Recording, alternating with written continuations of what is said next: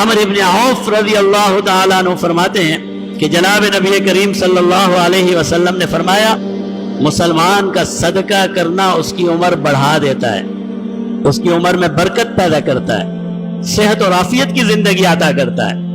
مسلمان کا صدقہ کرنا اس کی عمر میں اضافے کا باعث بنتا ہے، بری موت سے، ناگہانی آفت والی موت سے اسے بچاتا ہے۔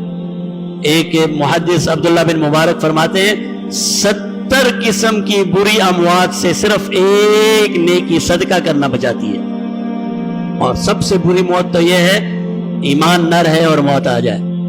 اللہ کا خوف رکھنا چاہیے، اللہ کا ڈر ہونا چاہیے، ہمیشہ دعا کرنی چاہیے کہ اللہ ہمیں ایمان کی حالت میں خاتمہ نصیب فرما، ناگہانی آفت سے ہمیں محفوظ فرما۔ اور فرمایا جو انسان صدقہ اور خیرات کرتا ہے اللہ رب العزت اسے تکبر اور فخر سے محفوظ کر دیتے ہیں۔ محفوظ کرنے کا کیا فائدہ ہے؟ وہ انسان جنتی ہو جاتا ہے۔ آپ صدقہ اور خیرات کا یہ عمل مسلسل جاری رکھیں۔